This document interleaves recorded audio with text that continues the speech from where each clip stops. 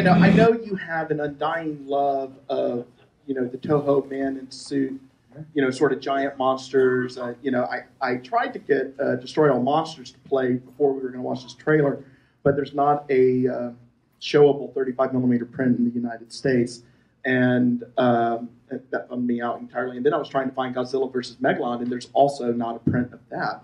And, you know, so you're getting ready to unleash giant monsters to a society that doesn't really have a lot of the reference for this. They don't need the reference. I wanted to make a film made by fans, but not a fan film. Yeah. I wanted to make a movie that if you sit down, you don't know anything about kaiju, mecha, you're still going to get a boner. Let's see if we have a couple questions from the audience from what people have seen. Up there in the corner over there? Yes.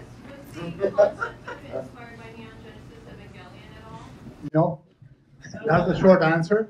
But the long answer is the more when you see the movie, you'll see why not. I mean, it's completely different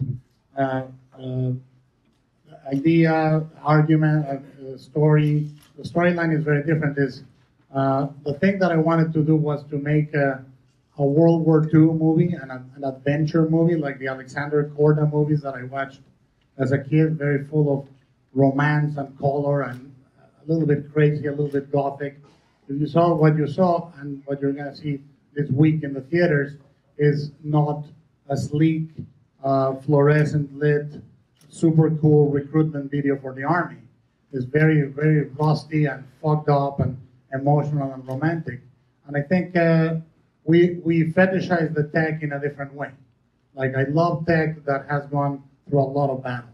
You know, it's really, really damaged and dramatic and beautiful in that way. But argumentally or storyline-wise, no, it's not based on that. Right up front. I really love the cast that you got for this. Can we talk about casting? Yeah, again, this is the unique thing about this movie. Normally, I would go and say, I want to do Mountains of Madness, and they would give me a list of 4 actors that can greenlight that movie, you know? Or I want to do whatever, Monte Cristo, and they'll give me a list of 3 actors that can greenlight that movie.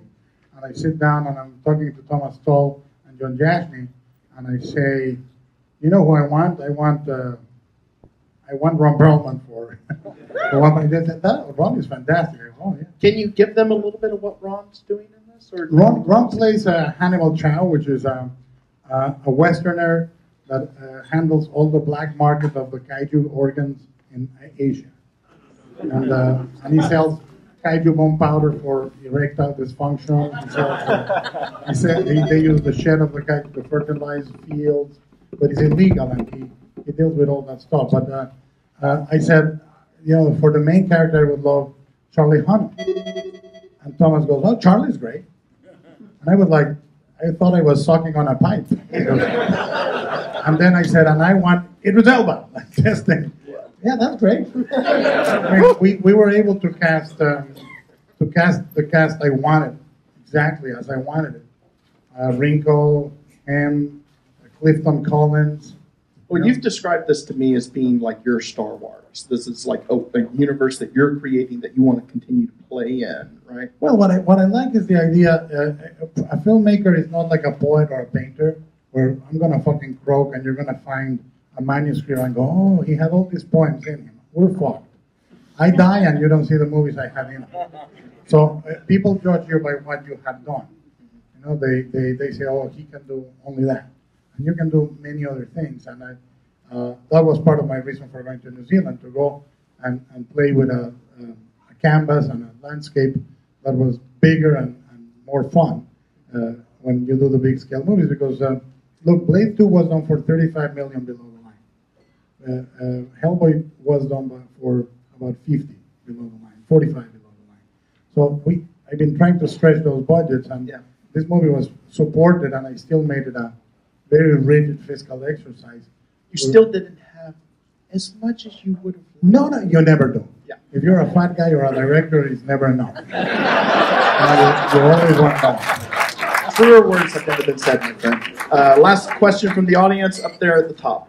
What was more fun to design and create, the machines or the monsters? They're the same. It's like a ding dong or a Twinkie. Like, what are you going to eat first? The ding dong. I agree with you. Then you suck the Twinkie and then eat it. Yeah.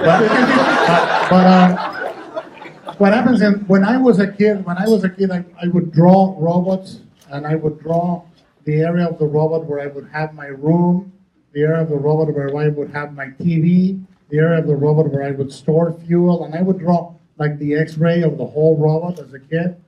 And I tell you, you go to the office, you have Guy Davis, you have Wayne Barlow, you have a bunch of people you admire drawing, and you're designing robots and monsters, and they're paying you to think what crazy shit you're going to destroy next. It's amazing. I mean, it really is. We came up with set pieces that you're going to see. This trailer is like a trailer for fucking Howard Zinn next to the movie. So I hope you enjoy it, and it's going to be very crazy. And we lived in a perpetual state of arousal. Monsters and robots. We were all walking Viagra's. It was amazing. It is true. You can lick your hand and get a hard on, right? It is. Yes. No. Well, the rumors are true. It is true. Guillermo, thank you so much for coming to Butt-Numb-A-Thon. Enjoy your night, guys. Good night.